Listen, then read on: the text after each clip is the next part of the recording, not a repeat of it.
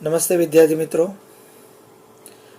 શ્રી વિદ્યા coaching ક્લાસીસમાં હું વિજય sir. અર્થશાસ્ત્રની અંદર લાસ્ટ યરમાં આપણે ચર્ચા કરી અર્થશાસ્ત્રની વ્યાખ્યાની, અલગ અલગ અર્થશાસ્ત્રીઓ જે વાતચીત કરી તેની. અર્થશાસ્ત્ર શું છે, આર્થિક પ્રવૃત્તિ, બિનઆર્થિક પ્રવૃત્તિ, એ તો હવે આવ્યા જ કરશે તમારા દરેક વિષયમાં. અને તમે રેગ્યુલર લેક્ચર અટેન્ડ કર્યા હોય તો તમને જોવા મળશે આર્થિક પ્રવૃત્તિ અને બિનઆર્થિક પ્રવૃત્તિ શું છે. પાછો આવશે એટલે પાછી ચર્ચા કરીશ. આ પહેલા લેસનનું બીજું સેશન છે. એકમલક્ષી અર્થશાસ્ત્ર અને સમગ્રલક્ષી અર્થશાસ્ત્ર, આ વિશે આજે આપણે થોડી હમણાં ચર્ચા કરીશું. તો એકમલક્ષી અર્થશાસ્ત્રનો સંબંધ એક વસ્તુ, એક પેઢી, એક બજાર સાથે સંકળાયેલો છે. જ્યારે સમગ્રલક્ષી અર્થશાસ્ત્રનો સંબંધ આમ જોવા જઈએ તો સમગ્ર દેશના અર્થતંત્ર સાથે સંકળાયેલો છે. એટલે એને બે ભાગમાં વેચી દીધું છે કે ભાઈ એકમલક્ષી અર્થશાસ્ત્ર અને બીજું સમગ્ર અર્થતંત્રના સમગ્ર ક્ષેત્રનો અભ્યાસ એટલે સમગ્રલક્ષી અર્થશાસ્ત્ર. જો એક ગ્રાહકની વાત કરીએ તો એક ગ્રાહકનો પુરવઠો એટલે એ ગ્રાહકને લગતી વસ્તુ કેટલી જોઈએ તે, માંગ એટલે ગ્રાહકને કેટલું જોઈએ તે, વપરાશનો એકમ વસ્તુ કે સેવા છે એનો હેતુ, શ્રમ બજારમાં શ્રમ એકમ છે, એકમના વર્તનનો અભ્યાસ હોય છે, સીમાંત ગણતરીનો અભ્યાસ એકમલક્ષી છે. હવે ઘણા બધા શબ્દ તમારા માટે નવા આવશે. સીમાંત એટલે શું, તો સીમાંતની બધાની ચર્ચા નેક્સ્ટ ચેપ્ટર જે આવશે એમાં થશે જ બધી. તો ટૂંકમાં આપણે જો આને એકદમ સરળ રીતે સમજવું હોય કે ભાઈ એકમલક્ષી અને સમગ્રલક્ષી એટલે શું, તો ટૂંકમાં મેં બોલ્યો એ રીતે જ એકમલક્ષી એટલે ગ્રાહક, એક પેઢી, એક શ્રમિક જેવા આર્થિક એકમોનો નિર્ણય કરવામાં મદદરૂપ થાય એવા અર્થશાસ્ત્રને વર્તન સમજવા માટે જે ઉપયોગી છે એને આપણે કહીશું એકમલક્ષી અર્થશાસ્ત્ર. એક એકમ, એક પેઢી, એક શ્રમિકની વાત કરી. એના નિર્ણય લેવા માટે જે આર્થિક નિર્ણય લે છે એને સમજવા જે આપણે મદદરૂપ થાય છે એકમલક્ષી અર્થશાસ્ત્ર. સમગ્રલક્ષી અર્થશાસ્ત્ર એટલે સરકારને સમગ્ર દેશના આર્થિક નીતિ ઘડવામાં, આર્થિક સંસ્થાઓને નિર્ણય લેવામાં મદદ થાય છે, એને કહીશું સમગ્રલક્ષી અર્થશાસ્ત્ર. આની અંદર આપણે વિવિધ પ્રકારના તમે આંકડા જોઈ શકો છો અને ગ્રાફ પણ જોઈ શકો છો કે જે આપણે જોવા મળે છે.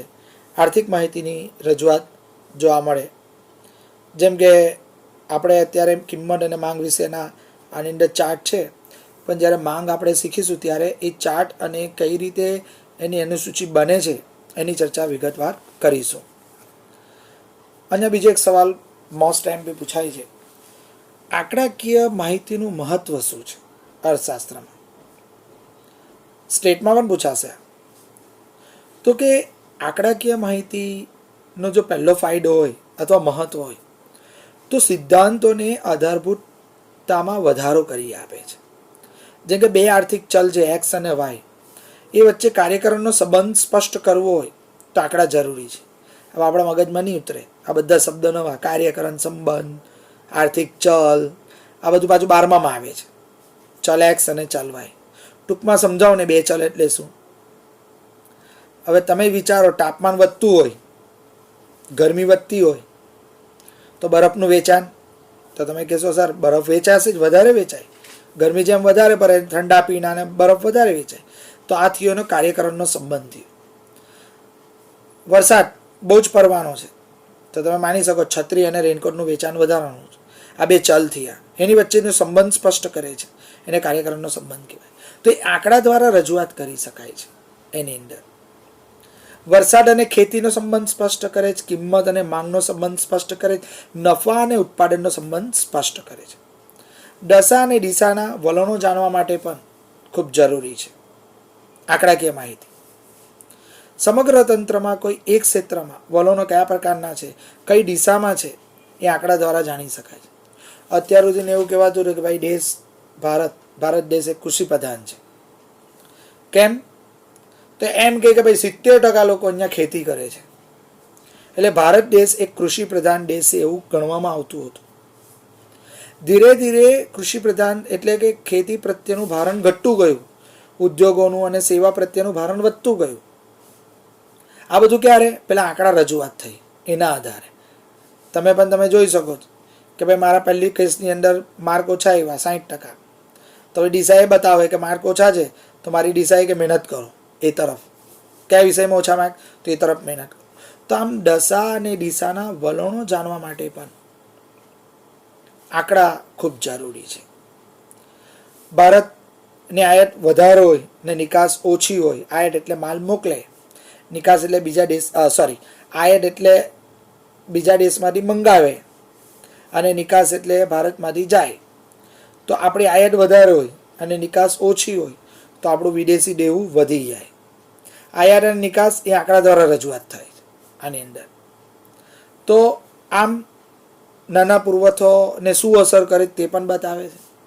હવે ઉલટું જોઈએ, આપણી આયાત ઓછી છે અને નિકાસ વધારે છે તો આપણા નાણાકીય પુરવઠો વધી જશે, વિદેશી કમાણી મળશે, વિદેશી ઊંડિયામણ મળશે તો આપણા દેશની પ્રગતિ વધારે થશે. તો આ બધું પણ આંકડા દ્વારા જાણી શકાય. તુલનાત્મક અભ્યાસ 1951ની અંદર ભારતની અંદર ખેતીનું આટલું ઉત્પાદન થતું હતું અને આજે 2020ની અંદર ખેતીનું ઉત્પાદન આટલું થયું. તો કમ્પેરિઝન કરી શકો. ઔદ્યોગિક ઉત્પાદન કેટલું હતું તે સમયે ને અત્યારે તો એ જોઈ શકાય. છેલ્લા 10 વર્ષના આંકડા અને હાલના આંકડા, એ આંકડા દ્વારા તુલનાત્મક અભ્યાસ કરી શકાય. આંકડા હોય તો, ન હોય તો તમે અભ્યાસ કરી શકતા નથી. એ ઉપરાંત દુનિયાભરના દેશો જેમ કે વિકસિત દેશોમાં અમેરિકા છે કે બીજા દેશોની વાત કરીએ, જાપાન છે, નોર્વે છે, એની સાથે કમ્પેરિઝન કરવી હોય તો એ તુલનાત્મક અભ્યાસ માટે પણ આપણે આંકડાકીય માહિતી જરૂરી છે. સંક્ષિપ્તમાં રજૂઆત. આંકડો એ તમને ટૂંકમાં રજૂઆત કરી લે. ભાઈ 40% આવ્યા એટલે આપણે નબળા કહેવાઈએ. આંકડો એનો મતલબ એ કે આપણે સમજવાનું કે આપણે મહેનત કરવાની જરૂર છે. 90% ખાલી મૂક્યા તો કે હા હોશિયાર છોકરો છે. આંકડાકીય રજૂઆત થઈ ગઈ. હવે હું એમ કહું છું, તમે બધું આંકડાશાસ્ત્રમાં પણ આ શીખવાનું આવશે જ તમને. તમે એના દ્વારા નિર્ણય પણ લઈ શકો છો. તો આમ ટૂંકમાં સંક્ષિપ્તમાં રજૂઆત થઈ જાય છે આંકડા દ્વારા. તો આ એક એનો ફાયદો છે. આમ જોવા જઈએ તો આંકડાકીય માહિતીના 4 ફાયદા. સિદ્ધાંતોને આધારભૂતતામાં વધારો કરે છે, દશાના દિશાના વલણો જોવા મળે છે, જાણવા મળે છે, તુલનાત્મક અભ્યાસ માટે જરૂરી છે અને સંક્ષિપ્તમાં રજૂઆત કરે છે. આંકડાકીય માહિતીને આપણે આકૃતિ અને આલેખમાં જો રજૂ કરવી હોય તો કઈ બાબતો ધ્યાનમાં રાખવી જોઈએ? આપણું ચાર્ટ આવશે. ચાર્ટ એટલે આપણે આલેખ દોરીએ તે આવશે. ધોરણ 12ના અર્થશાસ્ત્રમાં પહેલા જ પાઠમાંથી કમ્પલસરી 5 માર્કનો આલેખ પૂછાય. અત્યારે તમને હાલમાં તો આલેખ નથી, પણ આપણે બેઝિક આલેખ તો દોરતા આવડે જ બધાને. તો અહીંયા થિયરીમાં પૂછાશે કે ભાઈ આપણે આલેખ આંકડાકીય માહિતીની અંદર આકૃતિ અને આલેખ રજૂ કરતી વખતે કઈ બાબતો ધ્યાનમાં લેવી જોઈએ એ આપણે અહીંયા કીધું. તો પહેલું તો વિશ્વસનીય પ્રાપ્તિ સ્થાન દ્વારા, કે તમે જે આંકડા રજૂ કરો છો, જે લાવો છો, એ જે સંસ્થા રજૂ કરી છે એ વિશ્વસનીય હોવી જોઈએ, સચોટ આંકડા રજૂ કરતી હોવી જોઈએ, સર્વમાન્ય હોવી જોઈએ, એ ઇચ્છનીય છે. તો ભારતની આર્થિક સ્થિતિ દર્શાવવા માટે રાષ્ટ્રીય સર્વે થઈ, વિશ્વ બેંકોનો રિપોર્ટ જરૂરી છે, કેન્દ્ર સરકારની આંકડે સંસ્થા દ્વારા વગેરે આંકડા વધારે આધારભૂત ગણવામાં આવે છે. તો આના આધારે આપણે આલેખ દોરી શકીએ. બરાબર. સ્વતંત્ર અને પરતંત્ર ચલ, 2 ચલ કે 2થી વધુ ચલ હોય તો આલેખ કે આકૃતિમાં રજૂ થાય ત્યારે યાદ રાખવું જોઈએ કે સ્વતંત્ર ચલોની આડી ધરી અને પરતંત્ર ચલની ઊભી ધરી પર માપવામાં આવે. દાખલા તરીકે દેશ, વર્ષ, વરસાદ એ સ્વતંત્ર ચલ છે, જ્યારે વસ્તી, આવક, ઉત્પાદન એ પરતંત્ર ચલ છે. ટૂંકમાં એક્સ અને વાય ધરી નક્કી કરવાની છે. અહીંયા આગળ એની માહિતી આપી સ્વતંત્ર અને પરતંત્ર ચલમાં. સ્કેલમાં કે ભાઈ 1 સેન્ટીમીટર બરાબર કેટલા લઈશું? માનો કે 5 વર્ષનું 2001, 2005, 2010, 2015ની માહિતી આપી હોય તો તમે સ્કેલમાં લખશો કે ભાઈ 1 સેમી બરાબર 5 વર્ષ. 10 સાલ હોય, 1990, 2000, 2010, 2020 એવી રીતે હોય તો તમે એવું લખશો કે ભાઈ 1 સેમી બરાબર 10 વર્ષ. તો આમ સ્કેલની પસંદગી પણ મહત્ત્વનો ભાગ ભજવે છે. આંકડાકીય માહિતી કે આલેખની રજૂઆત માટે એક સવાલ પૂછાય છે કે ભાઈ કેવી રીતે તમે આલેખમાં રજૂઆત કરે. તો એને 3 પ્રકાર આપવામાં આવેલા છે. એક તો સ્તંભાકૃતિ, એક સ્તંભ ઊભો કરવામાં આવે, એક જ હોય. બીજી રીત છે પાસેની સ્તંભાકૃતિ અને ત્રીજી છે વૃત્તાંશ આકૃતિ. સ્તંભાકૃતિની અંદર જે આપણી એક્સ ધરી છે એ એક્સ ધરી પર ઊભા સ્તંભ દોરવામાં આવે, એક જ સ્તંભ હોય, એને આપણે સ્તંભાકૃતિ કહેવામાં આવે. જેમ કે કોઈ એક વર્ષ છે 1970-71, ત્યાર પછી આપણે 80-81, ત્યાર પછી લઈએ 90-91, એમ અલગ અલગ વર્ષ આપ્યા છે. ને આ બાજુ ઉત્પાદન આપ્યું 30 ટન, 40 ટન, 50 ટન કે કોઈ પણ. તો ઊભી ધરી પર આપણે ઉત્પાદન લઈશું એટલે વાય ધરી પર ઉત્પાદન, અને એક્સ ધરી પર લઈશું એ આપણે એક્સ ધરી પર વર્ષ લઈશું. તો આજે રજૂઆત કરીએ છે એ એક સ્તંભ દોરવાનો હોય એને સ્તંભાકૃતિ કહેવામાં આવે. પાસેની સ્તંભાકૃતિ પર થશે એવું કે એક્સ ચલ પર 2 તમને જોવા મળે. જેમ કે ઉદાહરણ તરીકે લઈએ કે વર્ષ આપેલું જ કે અલગ અલગ વર્ષની અંદર સ્ત્રી અને પુરુષનો સાક્ષરતા દર કેટલા ભણેલા હતા, તો એ બંને સ્ત્રી અને પુરુષ બંને એક સાથે દર્શાવવાનું. જેમ કે 1951ની વાત કરીએ, 1951ની વાત કરીએ તો પુરુષોની ટકાવારી 30.17% હતી અને સ્ત્રીઓની હતી 12.89%. તો 1951માં મારે 2 સ્તંભ દોરવા પડે, એક પુરુષનો સ્તંભ દોરવો પડે અને બીજો સ્ત્રીનો સ્તંભ દોરવો પડે. એટલે એક્સ ચલ પર 2 સ્તંભ થાય, નજીક નજીક ગોઠવાયેલા હોય, એટલે એને કહેવામાં આવે છે પાસેની સ્તંભાકૃતિ. જો અર્થશાસ્ત્રની રીતે મેં તમને કહું તો સ્વતંત્ર ચલ 1 અને આધારિત ચલ 2 કે તેથી વધારે હોય તો પાસેની સ્તંભાકૃતિ દોરવામાં આવે છે. સમજવું બહુ જરૂરી છે. વ્યાખ્યા મોઢે કરી અને પાસ થવું મહત્વનું નથી. એટલે મેં નોર્મલ ભાષાની અંદર સમજાવું છું કે ભાઈ એક્સ ધરી પર એક જ સ્તંભ દોરેલો હોય તો કે આપણે સ્તંભાકૃતિ કહીએ. એક્સ ધરી પર 2 સ્તંભ હોય તો પાસેના સ્તંભાકૃતિ કહેવામાં આવે. અને વૃત્તાંશ એટલે શું? તો વૃત્તાંશ એટલે આપણે જે ગોલ એક વર્તુળ દોરવાનું હોય અને વર્તુળની અંદર જે અલગ અલગ ક્ષેત્ર કે અલગ અલગ ધોરણો કે જેની માહિતી આપેલી હોય તો એને આપણે વૃત્તાંશ આકૃતિ જોઈ શકું. માઇક્રોસોફ્ટ એક્સેલની અંદર તમે આ 3 પ્રવૃત્તિઓ કરી શકો. તમારે માઇક્રોસોફ્ટ એક્સેલની અંદર તમે સાદો સ્તંભાકૃતિ, પાસે સ્તંભાકૃતિ અને વૃત્તાંશ કરી શકો છો. તમે એની અંદર એ જોઈ શકો છો. એકવાર તમે ચાર્ટ દોરી દો તો ચાર્ટ હશે, અંદર ચાર્ટ પર ક્લિક કરો તો એ તમે જોઈ શકો છો કમ્પ્યુટરની ઉપર. છેલ્લો ટોપિક આ પાર્ટની અંદર જો જોઈએ તો અર્થશાસ્ત્ર વિષયનું મહત્ત્વ. શા માટે આપણે આ અર્થશાસ્ત્ર વિષય શીખીએ છીએ અત્યારે? આજનો યુગ એ આર્થિક યુગ છે. આર્થિક એટલે પ્રવૃત્તિ કરીએ તે આવક મેળવવા માટે ને ખર્ચ કરવા માટે. માનવી પ્રત્યેક પ્રવૃત્તિ લાભ અને ગેરલાભની તુલના સાથે સંકળાયેલી છે.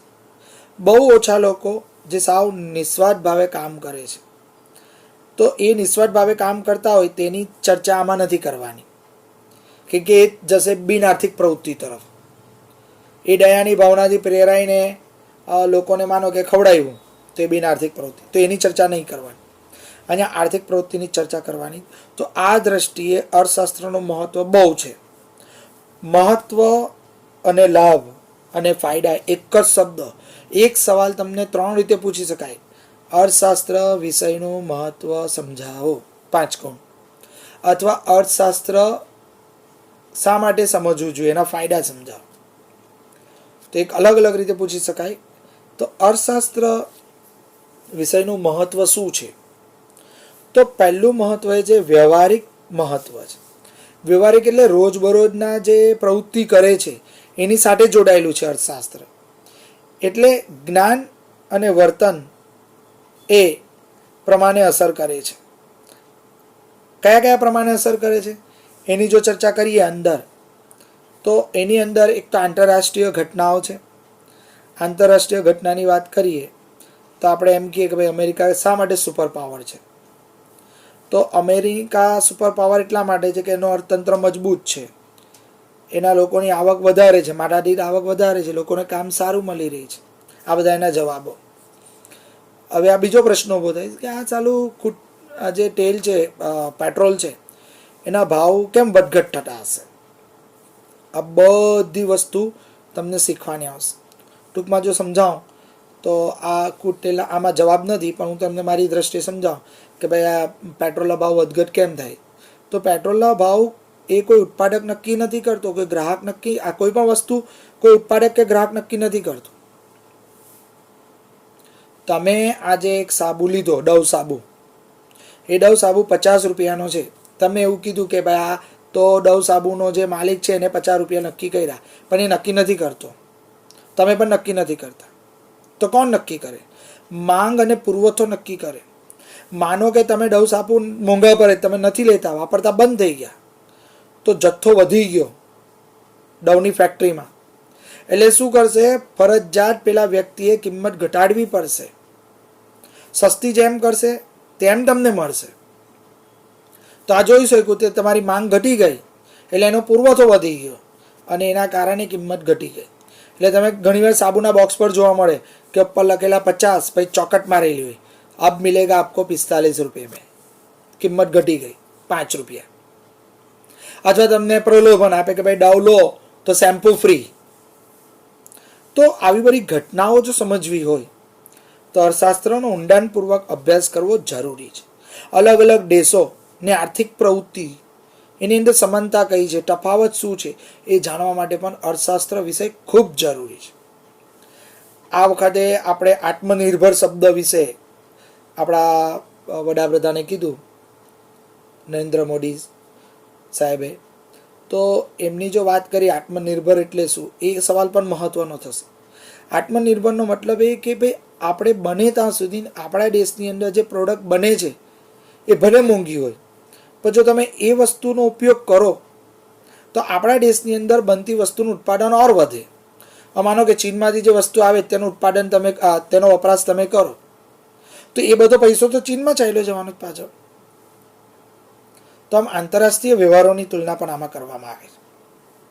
એના માટે આત્મનિર્ભર શબ્દ આવ્યો. ભલે આપણી વસ્તુ લાગો કે મોંઘી છે, પણ એ પૈસો તો આપણા દેશમાં જ રહેવાનો છે. તો આ બધી બાબતો સમજવા માટે પણ અર્થશાસ્ત્ર વિષય જરૂરી છે. ઐતિહાસિક ઘટનાની વાત કરીએ તો આપણે લગભગ હું માનું ત્યાં સુધી 7મા ધોરણથી સમાજ વિદ્યામાં શીખતા આવ્યા કે ભાઈ અંગ્રેજોએ આપણે ગુલામ બનાવ્યા. તો શું અંગ્રેજો આપણે ગુલામ બનાવવા આવેલા પહેલાં અહીંયા ઘરે? ના, અંગ્રેજો તો ભારતની અંદર શરૂઆતમાં તો એને જરૂરિયાત વસ્તુ ખરીદવા આવેલા. જરૂરિયાત એટલે તેજાના મરી મસાલા. આપણા ભારતનો વર્ષોથી તેજા અને મરી મસાલો એટલો બધો એ હોય કે જે વિદેશની અંદર એ લોકોને સ્વાદ માટે ખૂબ જરૂરી છે, ખોરાક માટે. એ દુનિયામાં કશે નથી થતું. હાલમાં પણ તમે જુઓ અહીંયા સુરતની અંદરથી પણ તેજાના મરી મસાલા એ અમેરિકા, લંડન, પછી તમે રશિયા કહો કે ઓસ્ટ્રેલિયા, બધી જ જગ્યાએ પાર્સલ થાય. અઠાણા પણ, ચટણી, ઘણી બધી વસ્તુ પાર્સલ. હવે તો તમને ઢોસા પણ મળે જે 6 મહિના સુધી રહી શકે એવા. તો એ લોકોને જે ચસ્કો લાગેલો આપણા સ્વાદનો, તો જ્યારે તુર્કોએ કોન્સ્ટન્ટિનોપલ જીતી લીધો એટલે જમીન સાથેનો વ્યવહાર કટ થઈ ગયો. હવે એ લોકોને આપણા તેજાના મરી મસાલા વગર ચાલે એવું હતું નહીં. એટલે એ લોકો એ ખરીદવા માટે નવો જરમાર્ગ શોધ્યો. અને જ્યારે ભારતમાં આવ્યા એ વસ્તુ ને જોયું કે આ તો જાહો જલાલી બહુ છે અને અહીંયા ઘડી આપણે વેપાર કરી શકીએ, અને એના માટે સત્તાની લાલસા પછી જાગી અને એ લોકોએ ઈસ્ટ ઇન્ડિયા કંપનીની સ્થાપના કરી ભારતની અંદર. આ બધું આપણે જોઈ ગયા ઇતિહાસની અંદર. રોજગારી, ઉદ્યોગ ધંધામાં પડતી ઊંચા કરવેરા ભારતથી ભારતીય પ્રજાને અંગ્રેજી શાસનનો વિરોધ કર્યો. આ થઈ એટલી ઐતિહાસિક ઘટના. તો આ પણ અર્થશાસ્ત્ર સમજવા માટે જરૂરી છે વિષય. તમારા દાદા એમ કહે કે ભાઈ અંગ્રેજ જમાનો બહુ સારો હતો. પૂછે કેમ? તો કે બહુ સસ્તી વસ્તુ મળતી હતી તે વખતે. મુઠ્ઠી પર રૂપિયા લઈને જતા હતા અને ઠેલો ભરીને અનાજ લઈને આવતા હતા. આજે ઉલટું થઈ ગયું. ઠેલો પર પૈસા લઈને જઈએ છીએ અને મુઠ્ઠી પર અનાજ આવે છે. એનો મતલબ કે ભાવ વધી ગયો, ભાવ બહુ વધારે હતો. તમે રોજ જોયો હશે પેટ્રોલનો ભાવ આટલો વધ્યો, આટલો વધ્યો, આટલો વધ્યો, જરૂરિયાત અમુક વસ્તુનો ભાવ આટલો વધ્યો. કાંડાના ભાઈ 12 રૂપિયા કિલો તો હવે 40 રૂપિયા થઈ ગયા, 40 રૂપિયા હતા તો હવે 10-10 રૂપિયા મળે છે. તો આ બધી વસ્તુ, ભાવ વધારો, કરવેરા, આર્થિક અછત જેવા પરિબળો રાજકીય ઉથાલ પાથલો સર્જે છે. એના માટે પણ અર્થશાસ્ત્ર જરૂરી છે. આર્થિક મહત્ત્વની જો વાત કરીએ તો રોજબરોજની વ્યક્તિગત નિર્ણયો લેવા માટે પણ અર્થશાસ્ત્ર જરૂરી છે. જેમ કે તમે જો અભિનેતાઓ છે, ડૉક્ટરો છે, વકીલ, ગાયક, શિક્ષક, આ બધા આર્થિક રોકાણ કરતા હોય છે. સીધા કે આડકરતી રીતે બધા જ કંઈક ને કંઈક કરતા હોય. જેમ કે હું મારી વાત કરું તો હું પણ બચત કરીશ, હું પણ મૂડી રોકાણ કરીશ, મારા પણ ખર્ચ થશે, મારી પણ આવૃત્ત પ્રવૃત્તિ થશે. જો આ બધું ન થાય તો શું થશે? જો આ બધું ન થાય તો અર્થતંત્ર સ્થગિત થઈ જશે. તમે જોયું કે 3 મહિના અત્યારે આ કોરોના વાયરસના લીધે બધું બંધ થઈ ગયું તો અર્થતંત્ર થોડું સ્થગિત થઈ ગયું. લોકોને નોકરી, ધંધા, પૈસા એટલે આવકની સમસ્યાઓ નડી. તો આ બધી વસ્તુ સમજવા માટે પણ અર્થશાસ્ત્ર વિષય ખૂબ જરૂરી છે. બચત કરી હશે બધાએ, અને તમે જોયું હશે કે ભાઈ આ સમયે જ્યારે આવક બંધ હતી 3 મહિના, તો આપણે એ જ બચતનો ઉપયોગ કર્યો. તમે એક વસ્તુ ખાસ ધ્યાન આપજો, આ બધા વિષયો એવા છે, જનરલી તો મારા શિક્ષકે એવું કીધું, કોમર્સ વેપારી લોકો જ કરે. તો કેમ આવું કહેવું પડે છે? તો તમે જોયું હશે કે પૈસાદાર વ્યક્તિ છે એ પૈસાદાર બનતો જાય છે અને ગરીબ વ્યક્તિ ગરીબ બનતો જાય. પણ શું તમે એના પર ઊંડો ચર્ચા વિચારણા કે કંઈક વિચાર્યું? તમે જોયું હશે પૈસાદાર વ્યક્તિ શું કરે છે કે એની પાસે જે પૈસો આવે છે તો એક બિઝનેસ સ્ટાર્ટ થયો હોય તો બીજો સ્ટાર્ટ કરશે. હવે એની પાસે 2 બિઝનેસ થયા એટલે એની આવક 2માંથી થઈ, બીજો ત્રીજો સ્ટાર્ટ થશે, ચોથો સ્ટાર્ટ, અલગ અલગ જગ્યાએ રોકાણ કરે, મૂડી રોકાણ. પરિણામો આવે કે મંદી જ્યારે થાય છે તો કદાચ એક ધંધાની આવક બંધ હોય, બાકીના ધંધાની તો આવક પ્રાપ્ત થાય જ છે. તો આ બધી સમજવા માટે પણ અર્થશાસ્ત્ર ખૂબ જરૂરી છે. તમારો સર્વાંગી વિકાસ કરવા માટે આ બધા વિષયો જરૂરી છે. મારો પોતાનો અનુભવ કહું તો મને ગરીબી દૂર કરવા માટે આ બધા વિષય મેં ઊંડાણપૂર્વક સમજ્યો, એટલા માટે જરૂર, ને ખાસ કરીને અર્થશાસ્ત્ર વિષય માટે. તો આમ રોજબરોજની પ્રવૃત્તિ માટે જો વ્યક્તિગત નિર્ણય લેવા હોય તો એના માટે પણ જરૂરી છે. રાજ્ય સરકારની નીતિને સમજવી હોય તો એ જરૂરી છે. અત્યારે ઘણીવાર રેપો રેટ ઘટાડી દીધો રિઝર્વ બેંક ઓફ ઇન્ડિયાએ. તો આપણે થાય કે આ રેપો રેટ શું છે? એને શું કર્યું, વ્યાજનો દર જે હતો બચત ખાતાનો, એફડીનો દર, ફિક્સ ડિપોઝિટનો, એ ઘટાડી દીધો. એટલા માટે ઘટાડી દીધો કે લોકો અત્યારે હવે ઓછો દર છે એટલે લોકો પૈસા ઉપાડશે, લોકો પાસે પૈસા નથી એટલે બેંકમાંથી ઉપાડશે. તો આ બધી નીતિ સમજવા માટે, સરકારના નિર્ણયો સમજવા માટે, રોકાણના, બચતના, તો એના માટે પણ અર્થશાસ્ત્ર જરૂરી છે. આ એકલી પ્રસ્તાવના છે એટલે મેં ટૂંકમાં સમજાવીશ. વિગતવાર ચર્ચા આગળ આવશે ત્યારે કરીશું આપણે બીજું. તો સરકારની નીતિ સમજવા માટે પણ જરૂરી છે. કરવેરાની નીતિ, વીજળીની અંદર યુનિટનો પર કર કેટલો લાગે તે, આ બધા માટે પણ અર્થશાસ્ત્ર જરૂરી છે. તમારો વેરો, મારે જેટલું જ મકાન હોય તો તમારો વેરો 3000 આવે છે, મારું મકાન પણ એટલું જ છે ને મારો વેરો 12000 આવે છે. તો આપણે પ્રશ્ન ઊભો થાય કે ભાઈ તમારો વેરો 3000 ને મારો વેરો 12000, હું સર કહેવાય એટલે વેરો વધારે આવે? ના, તમારો હેતુ અલગ થયો, તમારો રહેવાનો થયો, ને મારો હેતુ એ ધંધો ચલાવવાનો થયો. પરિણામે સરકારે મારા પર કરનો દર વધારે નાખ્યો. તો આ સમજવા માટે પણ અર્થશાસ્ત્ર જરૂરી છે. વ્યવસાયિક મહત્ત્વ, વ્યવસાયિકની અંદર આવક હોય, ખર્ચ હોય, 2 પાસા દરેકની. એટલે માંગ હોય અને પુરવઠો હોય. માંગ એટલે આપણે માંગીએ મને આ જોઈએ તે જોઈએ, એ માંગ, ને પુરવઠો એટલે જથ્થો જે છે તે આપણી પાસે. તો એ માંગ અને પુરવઠો સાથે, વ્યવસાયો સાથે જોડાયેલી અર્થશાસ્ત્ર જોડાયેલું છે. અર્થશાસ્ત્રનો અભ્યાસ દરેક વ્યવસાયની આર્થિક ગણતરીમાં મદદરૂપ થાય છે. જેમ કે વસ્તુ અને સેવાની કિંમત નક્કી કરવા માટે, સાધનોની અંદર કાચા માલની ખરીદી અને વેચાણના પ્રશ્નો, શ્રમિકોને કેટલું વેતન આપવું એના માટે, મૂડી પર કેટલું વ્યાજ ચૂકવવું એના માટે, અને ઉત્પાદકને કેટલો નફો મેળવવો એના માટે, આ બધી બાબતો માટે એ જરૂરી છે. તો આર્થિક જગતમાં આપણે માણસના મુખ્ય 3 સ્વરૂપ છે. કઈ રીતે? કે વ્યક્તિ એ પોતે ગ્રાહક છે, એ ઉત્પાદક પણ છે અને એ શ્રમિક પણ છે. આ ત્રણેય સ્વરૂપમાં ઓછામાં ઓછું ચૂકવીને વધુમાં વધુ લાભ મેળવવાના પ્રયત્ન કરવાના છે, અને આર્થિક સિદ્ધાંતો એના માટે એ મદદરૂપ થઈ શકે છે.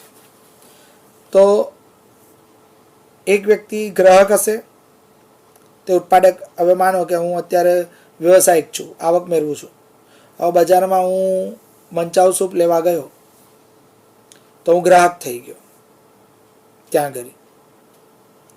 હવે કોઈકે મને કીધું, સર હવે તમે નવરાજ છો અત્યારે, તો આ પોટલા ઉચકી લો ને, હું તમને 100 રૂપિયા રોજ આપીશ, તો આ શ્રમિક થઈ ગયો. તો આમ વ્યક્તિ અલગ અલગ રીતે 3 રીતે વિભાજિત છે: ગ્રાહક તરીકે, ઉત્પાદક તરીકે અને શ્રમિક તરીકે.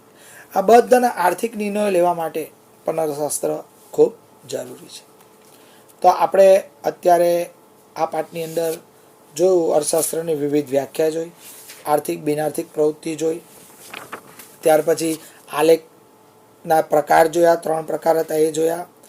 શા માટે અર્થશાસ્ત્ર નો અભ્યાસ જરૂરી છે, એનું મહત્ત્વ શું છે, આ વિષય શા માટે જરૂરી છે, તો એ બધું આપણે આ પાઠની અંદર જોયું. Thank you.